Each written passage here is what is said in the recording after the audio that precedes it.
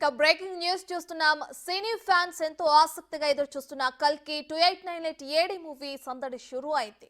దేశవ్యాప్తంగా కల్కి cinema release అయింది. ఉదయం నుంచి బెనిఫిట్ షోలతో థియేటర్ల దద్దరిల్లిపోతున్నాయి.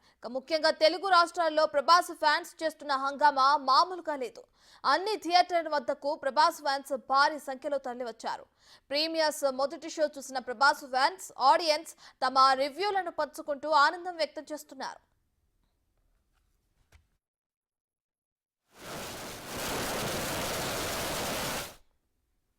మహాభారతంలోని కొన్ని ముఖ్య ఘట్టాలకు ఆధారంగా చేసుకుని కల్కి 2898 ఏడి సినిమాను రూపొందించారు. ఇక ఫస్ట్ షో చూసిన ప్రభాస్ ఫ్యాన్స్ అయితే రచ్చ చేస్తున్నారు. ఇక అద్భుతమైన విజువల్ వండర్, మాస్టర్ పీస్ అంటూ రివ్యూలు ఇస్తున్నారు.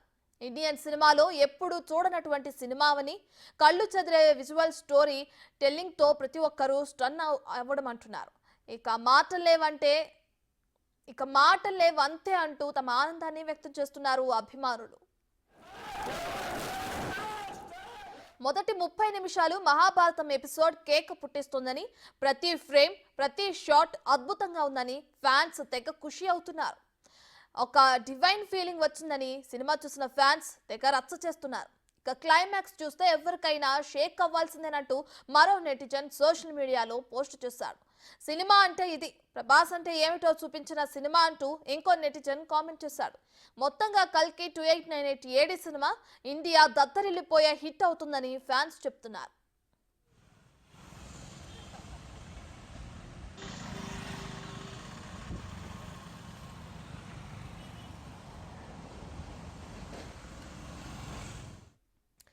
ఇక కల్కి మూవీ అప్డేట్స్ ని మా ఇద్దరు ప్రతినిధులు అటు హైదరాబాద్ నుండి రామ్ ప్రసాద్ అలాగే వైజాగ్ నుంచి రాజు అందిస్తారు. అయితే ఫస్ట్ వైజాగ్ రాజు దగ్గరికి వెళ్దాం. రైట్ రాజు, మార్నింగ్ షో అయిపోయింది. కల్కి మూవీ రివ్యూస్ ఏ విధంగా ఉన్నాయి, అసలు ఫ్యాన్స్ ఏమంటున్నారు?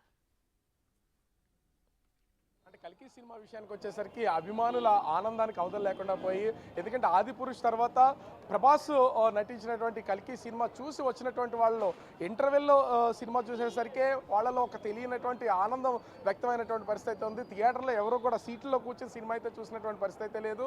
అది క్లైమాక్స్కి వచ్చేసరికి, ఎందుకంటే సినిమా స్టోరీ ఇప్పుడున్న వాళ్ళకి తెలియకపోయినా మహాభారతాన్ని ఒక ఇతరత్వంగా తీసుకుని ఈ సినిమాను అయితే నాగ్ అశ్విన్ అత్యంత అద్భుతంగా డిజైన్ చేసి రూపొందించాడు. ముఖ్యంగా చూస్తే ఒక్కొక్క క్యారెక్టర్ని రివీల్ చేసుకుంటూ ఫస్ట్ హాఫ్ అయితే ఉంది.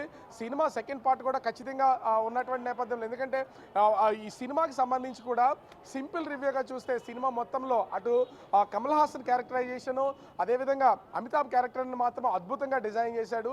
ఫస్ట్ హాఫ్లో అటు అమితాబ్ బచ్చన్కి ప్రభాస్కి మధ్యలో ఉన్నటువంటి ఫైట్ సీన్ చూసి అసలు ప్రభాస్ అభిమానులు అయితే కేరింతలు కొట్టడమే కాదు, సీట్లలో కూర్చున్నటువంటి పరిస్థితి అయితే కనిపించట్లేదు. వచ్చినటువంటి వాళ్ళు కూడా ఇక్కడ బ్యాంక్ బ్రోస్ పేరుతో ప్రభాస్కి వైజాగ్ టౌన్ వైజ్ ప్రెసిడెంట్స్ వీళ్ళందరూ అభిమానులు కూడా ఉన్నారు. సినిమా చూసినట్టున్నారు, ఆల్రెడీ రాత్రి నుంచి ఇక్కడే ఉన్నట్లుగా ఉన్నారు. ఎట్లా ఉంది సినిమా?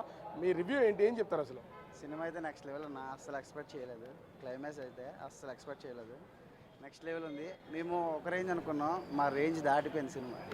క్యారెక్టర్స్ ఎట్లా ఉన్నాయి? ఒక్కొక్కళ్ళు అటు అమితాబ్ కానీ, కమల్ హాసన్ కానీ, ప్రభాస్ కానీ, దీపికా పదుకొని కానీ, అంటే సినిమా చూస్తున్నప్పుడు గ్రాఫిక్స్కి లీనం అయిపోయారా, లేకపోతే క్యారెక్టరైజేషన్ కూడా అర్థం చేసుకునే ప్రయత్నం చేశారా?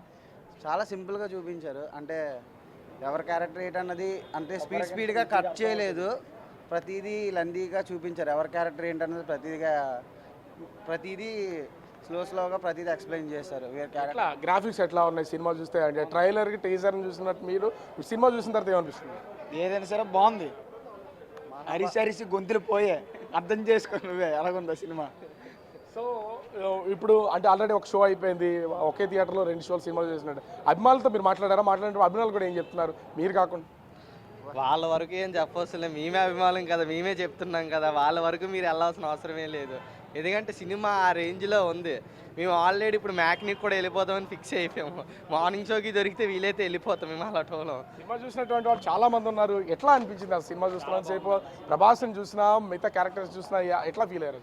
నార్మల్గా అయితే మహాభారతమే చాలా బాగుంటుంది. అలాంటిది ఈ సినిమాలో దాన్ని రిఫరెన్స్ చాలా బాగా తీసుకున్నారు, చాలా బాగుంది. మామూలుగా ప్రతి ఒక్కరు మహాభారతం తెలిసిన వాళ్ళు అయితే ఇంకా ఎంజాయ్ చేస్తారు సినిమానైతే.